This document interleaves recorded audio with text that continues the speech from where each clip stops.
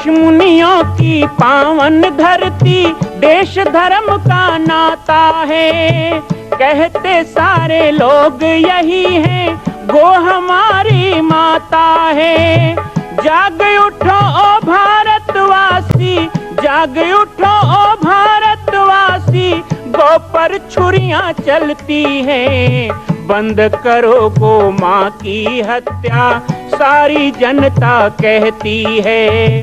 बंद करो गो माँ की हत्या, सारी जनता कहती है।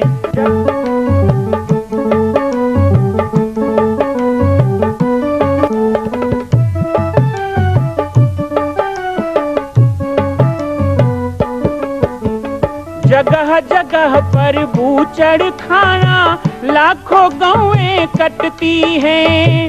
किसे सुनाए व्यथा हमारी, नैना नीर बहाती हैं।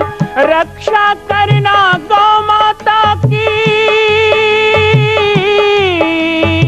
रक्षा करना गौ माता की, गीता ज्ञान सिखाती है। बंद करो गो माँ की हत्या, सारी जनता कहती है।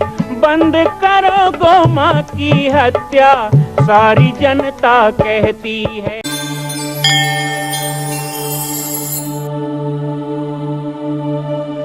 साधु चरित शुभ चरित कपासु, निरस विशद गुणमय फल जासु। जो सही दुख परिछिद्र दुरावा, बंदनीय जेहि जग जस पावा। बाबा जी की पाती कार्यक्रम में आप सभी का स्वागत है, पूज्य गुरुदेव भगवान की जीवनी के साथ। पूज्य गुरुदेव भगवान बचपन से ही उन दुखों से खेलते रहे, और बच्चे खिलौने से खेलते हैं, गुरुदेव दुखों से खेलते थे। बात बात में उपेक्षा, बात बात में कष्ट, बात बात में तिरस्कार, लेकिन गुरुदेव उसमें भी प्रसन्न रहते थे। बचपन से ही एक एकांतिक भाव और एकाकीपन गुरुदेव को मिला, और वो उनके वैराग्य के लिए एक सोपान बना। जैसे जैसे गुरुदेव भगवान की उम्र बढ़ती गई, धीरे धीरे उनको इसकी आदत सी भी पड़ने लग गई। पूज्य माता के द्वारा उनका लाड़ प्यार संभाल भी किया गया, लेकिन जन्म देने वाली माता की तरह नहीं। फिर शिक्षा दीक्षा प्रारंभ हुई। बहुत बड़े होने पर गुरुदेव को पता चला कि उनके सही माँ बाप जो हैं वो मल्दी में रहते हैं, उनके भाई भी हैं, बहन भी हैं।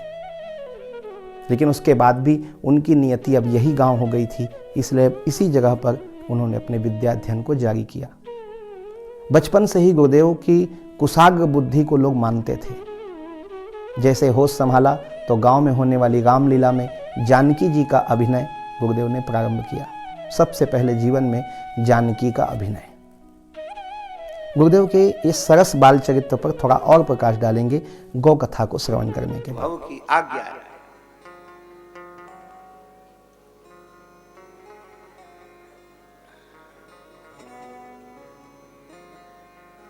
सहस्राबाहु अर्जुन बोला, महाराज फूस की झोपड़ी में आप रहते हैं, आश्रम है। हमारी सेना में 13 लाख तो पैदल सैनिक हैं,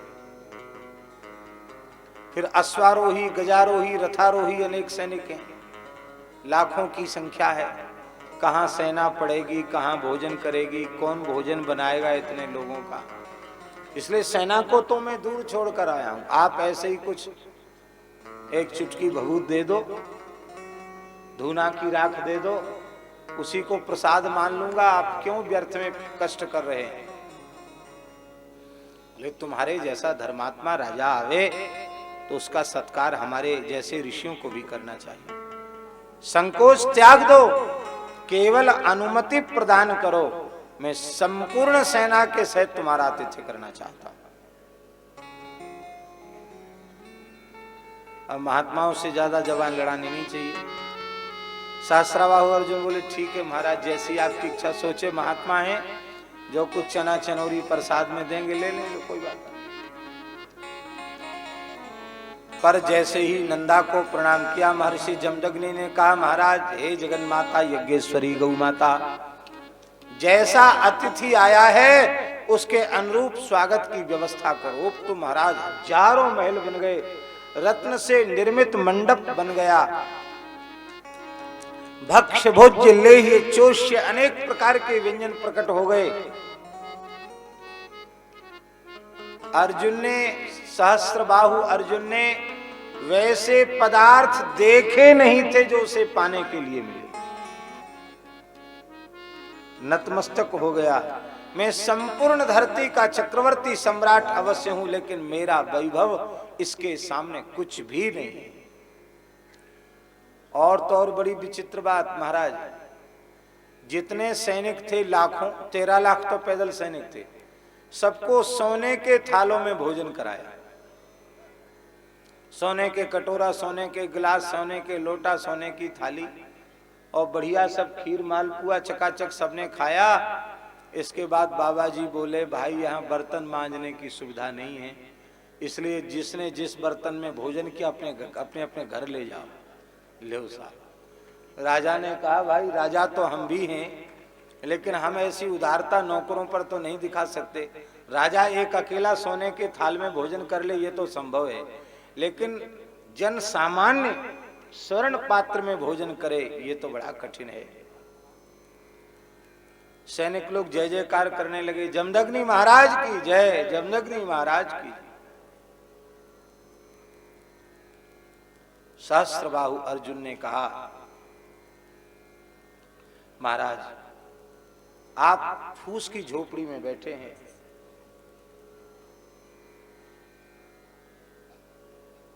देखने में कुछ भी यहां दिखाई नहीं पड़ रहा है, पर आपके संकल्प करते ही ये वैभव कैसे प्रकट हो गया? क्या आपने अपने योग बल से प्रकट किया अथवा अपने तपोबल से प्रकट किया? राजन, न तो ये योग बल है न ये तपोबल है, ये गौ माता की कृपा का प्रसाद है। गौ माता की कृपा। हाँ, बोले मेरे यहाँ गोष्ठ पूजा विराजमान है, गाय सुंदर गोष्ठ में विराजमान थी, प्रसन्न मुखमुद्रा में नंदा गाय विराजमान थी। पंच गावस्मुत्पन्ना मध्यमाने महोदधौ तासाम मध्य तु या नंदा तस्यै देव्यै नमो नमः। नंदा के चरणों में प्रणाम किया। ये जो कुछ आतिथ्य हमने किया है ये इस नंदा गाय का, कामधेनु गाय का प्रसाद है, इसी का प्रताप है वंशी नरेश। अर्जुन ने कहा, तो महाराज अब तो ये गाय हम ही ले जाएंगे। बोले ये गाय तुम्हें नहीं दी जा सकती है। क्यों नहीं दी जा सकती? बोले इसलिए नहीं दी जा सकती है क्योंकि यह गाय ही हमारे धर्म का साधन है, हमारे कव्य और हव्य का साधन गाय ही है। गाय के बिना ऋषियों के धर्म का निर्वाह नहीं हो सकता। बोले इस गाय के बदले और गाय ले लो, 1000 लाख गाय ले लो, ये दे दो।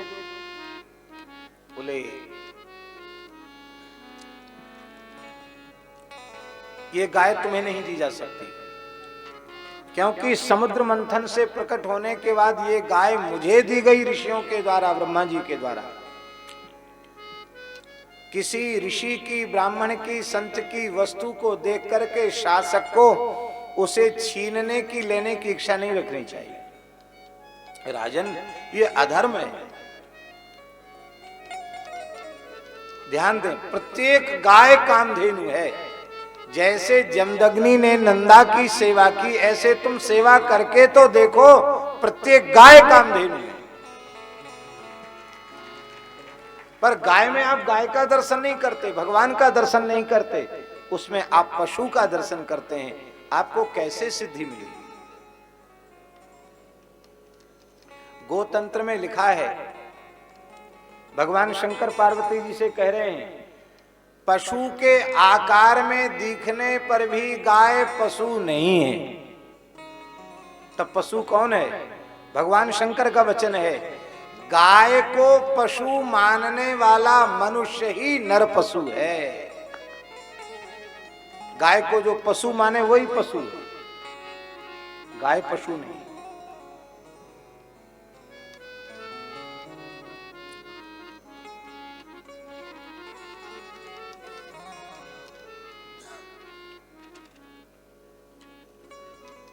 बोला, अच्छा इतना दुस्साहस, रत्नहारी च पार्थिवः, राजा रत्नहारी होता है, उत्तम रत्न को ले लेने का उसका अधिकार है। सैनिकों का कहा, पकड़ लो गाय को, ले चलो हमारे महल में। गाय डकराने लगी। गाय ने पूछा महर्षि जमदग्नि से, हे महर्षि, क्या आपने मेरा त्याग कर दिया है? जमदग्नि रो पड़े, बोले, ब्राह्मणों का गुण क्षमा है, ऋषियों का गुण क्षमा है, माता में क्रोध नहीं कर सकता,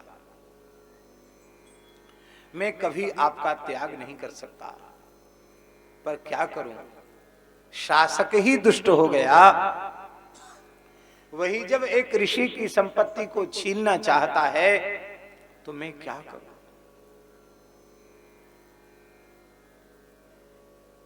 डकराती हुई गाय को खींच करके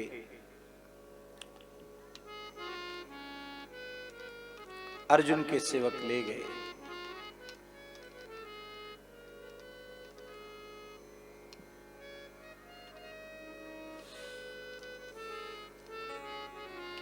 परशुराम जी जंगल में कंदमूल फल समझा लेने गए थे,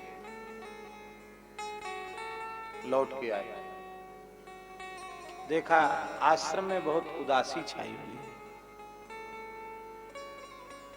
अपनी माता से पूछा, मां आज आश्रम में बहुत नीरवता छाई है, बहुत शोक का वातावरण है, क्या बात है, कोई घटना घट गई क्या?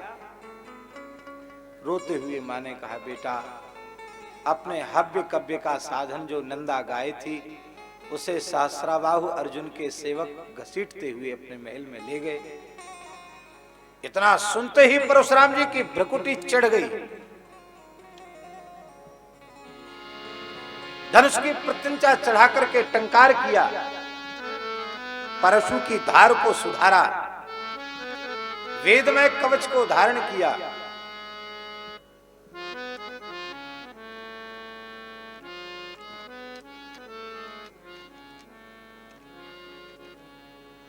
और गाय को बलपूर्वक लाकर के भगवान परशुराम ने अपने आश्रम में पिता के निकट बांध दिया और भयंकर युद्ध करके उस सहस्राबाहु अर्जुन की भुजाओं को मूली गाजर के जैसे काट दिया।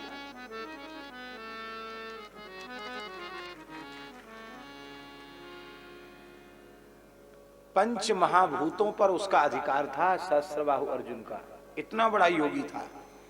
दत्तात्रेय से 1000 भुजाएं प्राप्त की थी सहस्रबाहु अर्जुन ने। तपस्वियों की जो तप से प्राप्त सिद्धियां हैं वे भी उसे प्राप्त थी। योगियों को योग के द्वारा जो सिद्धियां प्राप्त होती वो भी उसे प्राप्त थी। सहस्रबाहु अर्जुन के राज्य में पाप होता क्या है, चोरी डकैती होती क्या है, इसकी परिभाषा लोग भूल गए थे। क्यों? उसका कारण यह था कि संपूर्ण सृष्टि में व्यापक जैसा बनकर के वह कार्य करता था। किसी के मन में चोरी की इच्छा हुई, वहीं अर्जुन प्रकट होकर उसका वध कर देता था। इतनी योग सामर्थ्य थी उसमें, सहस्रबाहु अर्जुन में। केवल एक गो अपराध के कारण वह नष्ट हुआ। महाभारत में बड़ा लंबा प्रकरण है।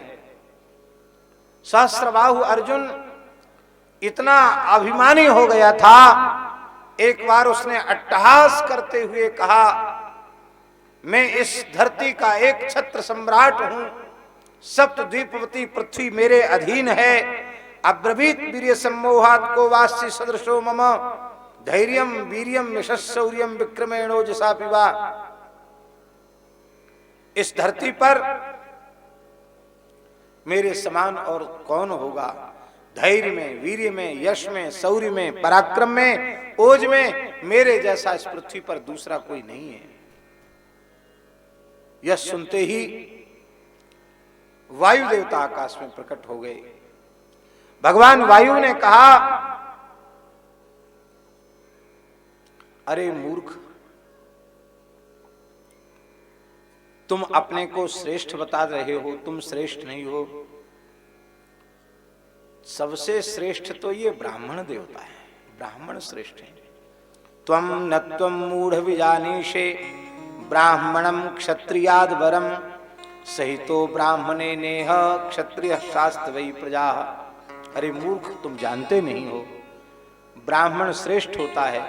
ब्राह्मण के दिशा निर्देश को प्राप्त करते हुए ही क्षत्रिय धर्म पूर्वक प्रजा का पालन पोषण करता है। ब्राह्मण कृपा न करे तो क्षत्रिय धर्म पूर्वक प्रजा का पालन नहीं कर सकता।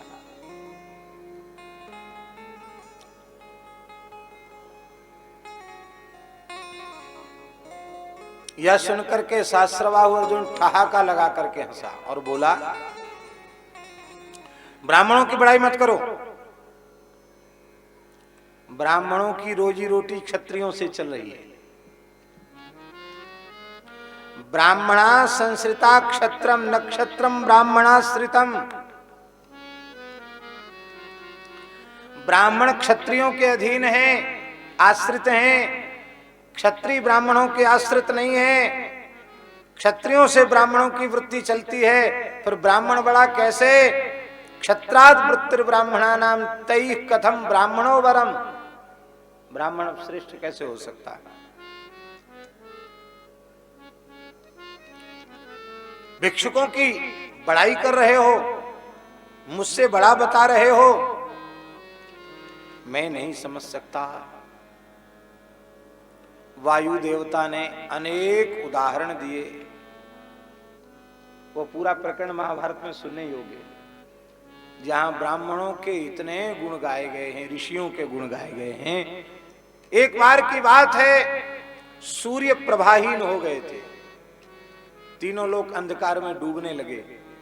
देवताओं ने भगवान सूर्य का स्तवन किया, बोले महाराज चमकिए, आपकी चमक कैसे कम हो गई? सूर्य नारायण बोले हमारी तपस्या क्षीण हो गई, अब हमको थोड़ा अवकाश दो, फिर से हम चमकें, तपस्या करके शक्ति प्राप्त करें। तब तक कोई वैकल्पिक व्यवस्था होनी चाहिए, हमारे स्थान पर कोई कार्यवाहक सूर्य बनकर के कार्य करे। सबका अहंकार टूट गया, सूर्य बनकर चमकने की ताकत किसी की नहीं थी। सब भगवान की शरण में गए। भगवान ने कहा ब्राह्मणों में सूर्य बनकर चमकने की भी ताकत है, महर्षि अगस्त्य के चरणों में जाओ।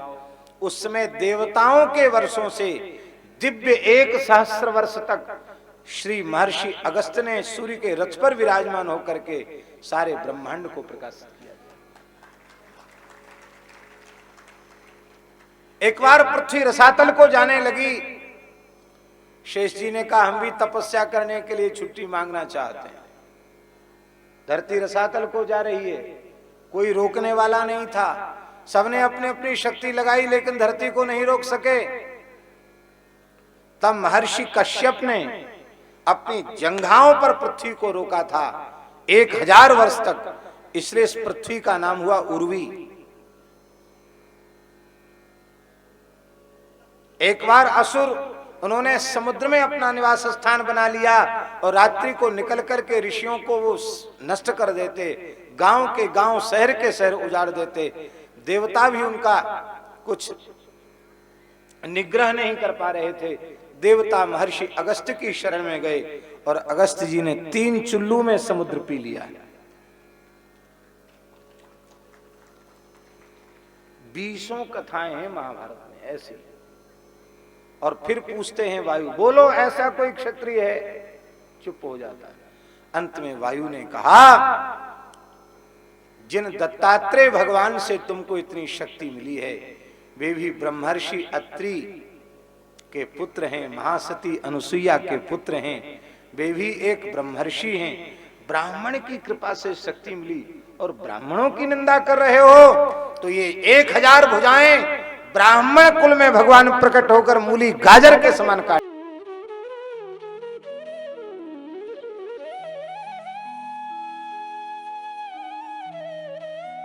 गांव-गांव में उस समय रामलीला का आयोजन होता था। और हम सभी जानते हैं कि हमारे बचपन में कला, संस्कृति, संगीत, अभिनय की शुरुआत रामलीला के मंच से होती थी और हमारे भीतर ज्ञान अध्यात्म का अभ्युदय रामचरितमानस के श्रवण से। आज वर्तमान में यही दुख लगता है कि अब गांव में वह रामायण का गायन और वह रामलीला का मंचन खत्म हो गया, जिसके कारण बाल मन को अब वह संस्कार नहीं मिलता। उसके जगह मोबाइल, उसके जगह टीवी चैनल, उसके जगह नाना प्रकार के गलत आध्यात्मिकता के जगह फिल्मी जगत ने ले लिया और बच्चे अब वही भौतिकवाद को अपने जीवन का लक्ष्य बनाने लग गए। गुरुदेव भगवान का अकेला जीवन नहीं, ऐसे हम सब के बहुत से जीवन हैं, जिसमें मैं भी हूँ कि हमें बचपन से रामचरितमानस या रामलीला से ही बहुत सारे आदर्श मिले, बहुत सारे उद्देश्य मिले और संस्कार मिले। लेकिन गुरुदेव भगवान के जीवन में वो बार बार कहते हैं कि रामलीला का बड़ा महत्व रहा। वो उनके जीवन का एक अभिन्न अंग होता था। आश्विन का महीना आता तो उसके 1 महीना पहले से रिहर्सल शुरू हो जाता और अच्छे अच्छे रामायण के प्रसंगों पर जब लीला करते तो राम जी के जीवन अपने आप उनके जीवन में आने लग जाता और इस तरह वो उस कला को जीते थे, करते ही नहीं थे अभिनय, बल्कि उस अभिनय में ढल जाते थे। फिर बाकी समय 12 महीना रामायण का पाठ, गायन, ये सब कुछ होता था। गुरुदेव भगवान की उम्र धीरे धीरे अब 7-8 साल 9 साल की होने लग गई थी। आगे क्या चरित्र है थोड़ी चर्चा कल और करेंगे। तब तक के लिए जय सिया राम, जय गो माता, जय गोपाल। मां कौशल्या की पावन जन्मभूमि छत्तीसगढ़ प्रांत में बालोद जिला में स्थित है श्री सर्वसिद्ध शक्तिपीठ जामड़ी पाटेश्वर धाम। परम पूज्य सद्गुरुदेव राजयोगी बाबा जी की तपस्थली श्री पाटेश्वर धाम और विश्व के अद्वितीय मां कौशल्या जन्मभूमि मंदिर निर्माण का दर्शन करने और इसी प्रकार समसामयिक विषयों पर अपना ज्ञान वर्धन करने के लिए और 10,000 गायों के लिए बनने वाले श्री हनुमान नंदीशाला गो अभ्यारण्य का समाचार प्राप्त करने के लिए आप सभी देखते रहें YouTube चैनल पर राम बालक दास, और हमारे चैनल को आप सभी सब्सक्राइब करें, घंटी का बटन दबाएं ताकि आप सूचनाओं से जुड़े रह सकें। जय श्री राम, जय गो माता, जय गोपाल।